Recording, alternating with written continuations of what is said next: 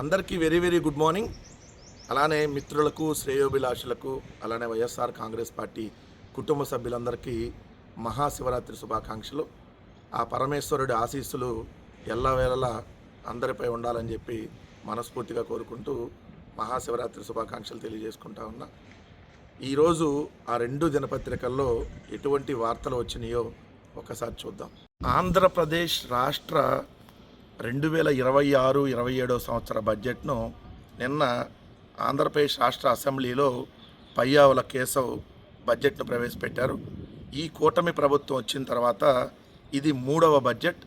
2024లో ఒక బడ్జెట్ని, 2025లో ఒక బడ్జెట్, 2026లో ఒక బడ్జెట్. ఇది వరుసగా మూడో బడ్జెట్.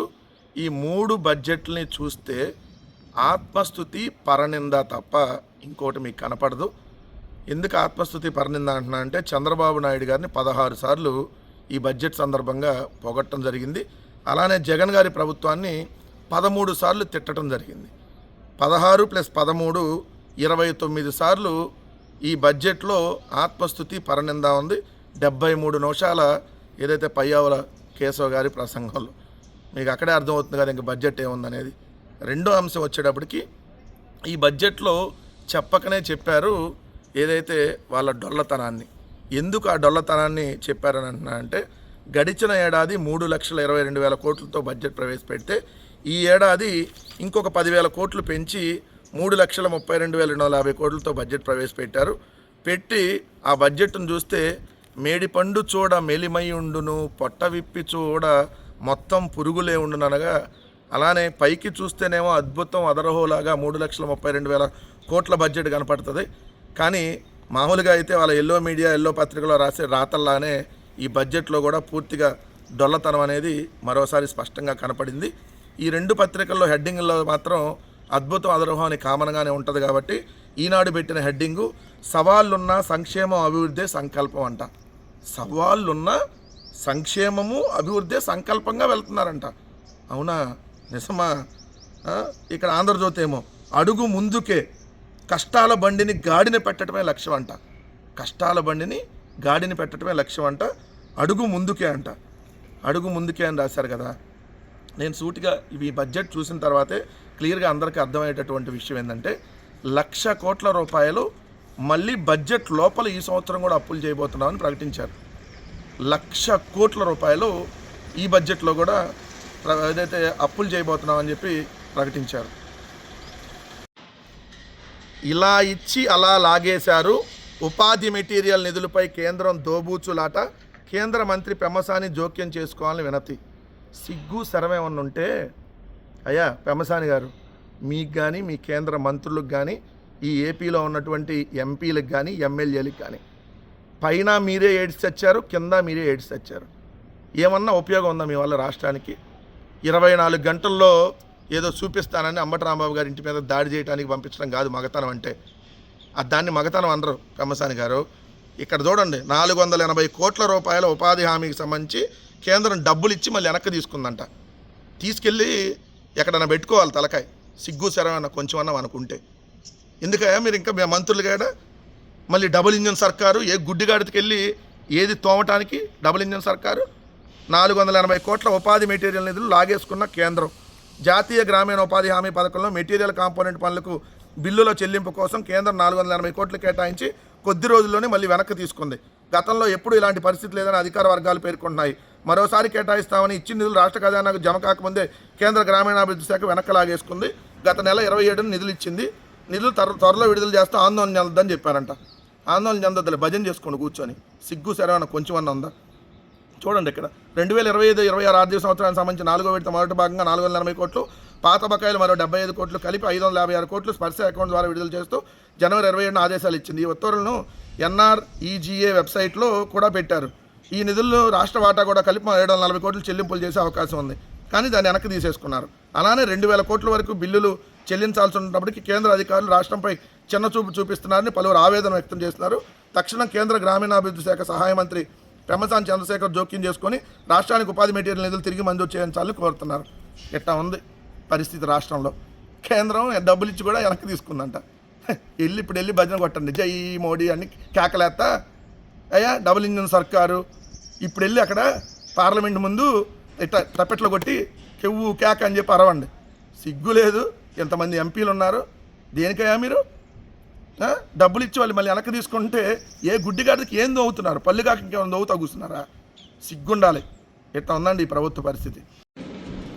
1,00,000 కోట్ల రూపాయలు బడ్జెట్ లోపల అప్పు చేయబోతున్నామని చెప్పారు. మళ్ళీ బడ్జెట్ బయట నాకు తెలిసి కార్పొరేషన్ల అప్పు ఇంకొక 50-60 వేల కోట్లు చేస్తారు. మళ్ళీ అమరావతి పేరుతో కూడా అప్పులు చేస్తారు. ఇప్పటికే మనం చూస్తే 20 నెలల కాలంలో 3,25,000 కోట్ల రూపాయలు అప్పుల్ని ఈ కూటమి ప్రభుత్వం వచ్చిన తర్వాత చేసింది. ఎంత? 20 నెలల్లో 3,25,000 కోట్లు. జగన్మోహన్ రెడ్డి గారు ముఖ్యమంత్రిగా ఉన్నప్పుడు 5 సంవత్సరాల్లో చేసినటువంటి అప్పు, 2 సంవత్సరాలు కోవిడ్ ఉన్న చేసిన అప్పు కేవలం 3,32,000 కోట్లు అయితే వీళ్ళ 20 నెలల్లోనే ఆ 3,30,000 కోట్లు తీసుకుని వెళ్ళారు అప్పుని. రెండోది, పన్నుల భారం వేయబోతున్నట్టుగా స్పష్టంగా అక్కడ అర్థమవుతూ ఉంది. ఎందుకంటే 2025-26 అంటే గడిచిన బడ్జెట్లో రాష్ట్ర పన్నుల ఆదాయం 1,09,006 కోట్లు వస్తుందని చెప్పి అంచనా వేస్తే 98,025 కోట్లుగా దాన్ని సవరించారంటే 98,000 కోట్లే గడిచిన ఏడాది మనకు రాష్ట్ర పన్నుల ద్వారా వచ్చేటటువంటి ఆదాయం. కానీ ఇప్పుడు ఈ బడ్జెట్లో ఏం పెట్టారు? 1,25,845 కోట్లు వస్తుందని పెట్టారు. అంటే 27,820 కోట్లు పన్నుల భారం వేయబోతున్నట్టుగా దాంట్లో మనకి స్పష్టంగా కనపడింది. అది ఒక పాయింట్. రెండో పాయింట్ వచ్చేటప్పటికి పెన్షన్లకు సంబంధించి జగన్మోహన్ రెడ్డి గారు ఉన్నప్పుడు 66,34,742 మందికి పెన్షన్లు ఇస్తే వీళ్ళు మొన్న ఫిబ్రవరిలో ఇచ్చిన పెన్షన్లు 60,19,000. పెన్షన్లకి 2,724 కోట్లు నెల ఖర్చు అవుతుందని చెప్పి చెప్తా ఉన్నారు. అలా చూసుకుంటే పెన్షన్లకి 32,688 కోట్లు సంవత్సరానికి కావాలి. కానీ బడ్జెట్లో పెట్టింది ఎంత? 27,719 కోట్లే పెట్టారు. అంటే దాదాపుగా ఒక 8 లక్షల పెన్షన్లు తగ్గిస్తున్నట్టుగా చెప్పకనే చెప్పారు. అంటే ఇప్పుడు ఇస్తున్న పెన్షన్లు ఇంకా కోత వేయబోతా ఉన్నారనేది కీలకంగా ఈ బడ్జెట్లో మనకు కనపడింది. ఇంకొక అంశం ఏంటి?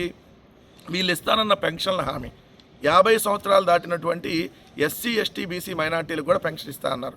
అది ఇప్పుడు లేదు అనేది ఈ బడ్జెట్లో కూడా క్లియర్. 3 బడ్జెట్లో అది పెట్టాల. 2, వీళ్ళని నమ్మినటువంటి ఉద్యోగస్తులకి మళ్ళీ మొండి చేయి చూపించారు. ఎందుకంటే కీలకం ఉద్యోగులు. జగన్ గారు 5 ఏళ్లలో 2 ఏళ్ళు కోవిడ్ ఉన్నా కూడా 11 డిఏలు ఇచ్చారు. 11 డిఏలు.